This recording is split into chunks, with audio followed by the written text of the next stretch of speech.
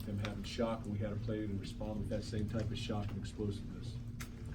So they got after the quarterback, pressured the quarterback. We were unable to run the ball effectively enough at all, and thought we hung in there a little bit there, just went forward. Defensively, got to stay on our feet, play the bubble screens, the RPOs. Too many third down opportunities where we have a chance to get off the field, but we do not. Some credit to them, some discredit to us in terms of coverage played or whatever. So disappointing opportunity, lost. As we go forward, we got to recollect ourselves. We lost Josiah Scott early in the game, so recollect ourselves and get ready to play on our next one. So that's the focus. Our focus will always be on what happens next. What happens next after this particular game. So that'll be our focus and we'll move forward. So disappointing, but we're rallying back. Questions? Mark, the last 2 weeks, 753 yards is not through the air. Yeah. Gotta make a play. And there's cover 1, which is man coverage, middle field safety. There's cover 2. There's 2 deep, 500. There's drop 8, simulated things. There's zone pressures. We didn't hit the quarterback enough today. Did not sack him as I think about it. Maybe we sacked him once. Got to make plays on the ball in the deep part of the field. That's part of it. And you've got to have guys who can go up and make it on the offensive side. Obviously, they did that. 3rd and 20 or so, got to make a play on the ball. So that's not to sit there and say it's players or it's coaches. It's all combined. You talked about the lack of discipline. You had the 30 yards of penalties on that one when you were kind of driving the game still tied. And I know Jacob gets thrown out of the game late. Were you disappointed in some of those? Disappointed in those because we talk about keeping our composure. I think the game was called close. I think it was called close in terms of by the referees, by the officiating crew, due to the everything that goes on in this game. So I think it was called close. So I'm not sure until you see the film, but I know the one series where we're down on, I think we're on about the 40-yard line or so. We get a holding call plus a taunting, which I'm not sure I saw that, but it's right on our sidelines. But it does. It's a 25-yard penalty that negates it. So when you have opportunities, you got to make good on your opportunities, and we have too few of opportunities. So the percentages need to go up when we have so few opportunities. Mark, we saw a lot of youth, kind of that movement continue. I think 12 true freshmen play today. Yeah. Is that, you say you're talking about focus on the next game, but that's even more in the future. We've got a lot of guys out. So that necessitates younger players playing at times. Other times they have an opportunity because of what they've done. We've got young players playing. But that's the only way you get better. I said that last week. Mark, why did you stick with Brian and not get any of the younger quarterbacks reps? Because we continued to compete at that point in time.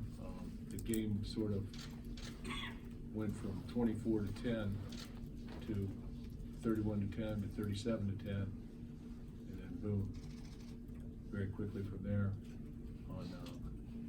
Very quickly. So I just didn't want to go that direction. To be honest with you, I just felt like I want to keep banging forward, and so that's what we did. Jalen Naylor, we saw him at least in uniform. We didn't see him play. Is that an indication he's close? Yeah, I think he'll play next week.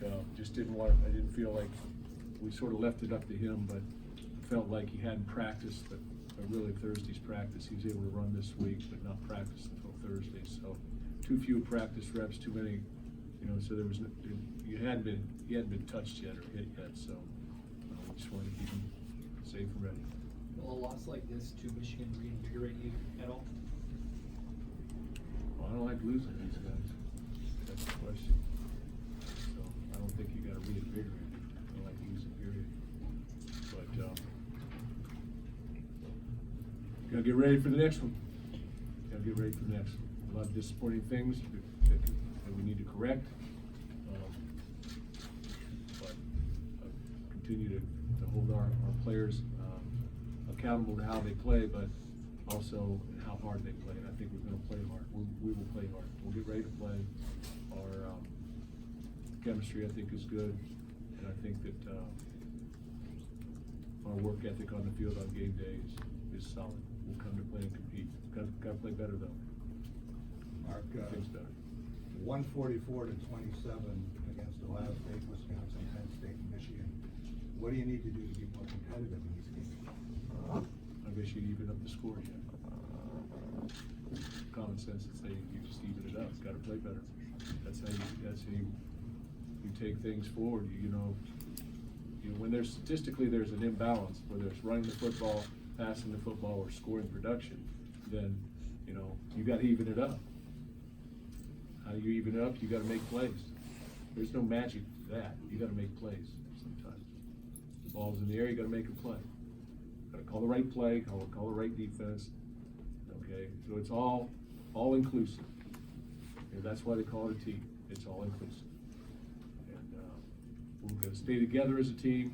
Not point fingers. Not point thumbs. I want point thumbs. You should point thumbs, but not point too many fingers and say it's this or it's that. You're going to collectively get on the same page and move forward. That's the only way we've ever tried to do this, so that's what we'll continue to try to do. Even it up. Mark, without a win since the end of September, do you feel like it's as much mentally? I know there's execution that's not happening. I think, Players hurt, but I think success breeds confidence. Or, I do. I think that happens. When you're successful, you get hot, you get on a roll, those type of things. That's going to happen, and what has to happen is leader, myself, coach, player, somebody has to be able to turn the switch too. You have to be able to turn the switch and keep moving forward. So got to flip it. But we've had some tough games, but last week's game was a tough one to stomach. We play 4 good football teams that we should be able to compete with. Is Josiah anything you think is long term or more just a short term injury? I'm hoping short term. Back to what you said off Jack's question, why do you think it hasn't been all inclusive with coaching playing in these bigger games this year? With what? So why do you think it hasn't been all inclusive with the coaching staff and players in these big games, and it's created that lopsided imbalance? Because of turnovers. I think my feeling is you've got to be able to make a big play, got to create explosive plays, and then negate explosive plays. And you got to win the turnover margin. And from my perspective, I don't think we've won the turnover margin in any of these games since we were 4-1. And so when you put the ball on the ground, it makes things even more difficult. When you look at the game, they got 13 first. We got 13 opportunities to get off the field. They got 13 opportunities to get off the field. So they were 8 for 13 as I look at this, which is far too much. So we got to get them off the field on 3rd down, and you got to win the crucial situations. You got to play situational football. You got to understand the situations, which some of those are universal. When I say universal, it's 3rd and 20. They're not usually going to throw the ball for a 3-yard route. They're usually going uptown. Okay, or there are certain things that are orchestrated throughout the week that say this is a universal. When they do such and such by formation, this is what they do. These are the things you have to defend. These 3 things. Conversely, on the other side of the ball, you need to look at things and say the same.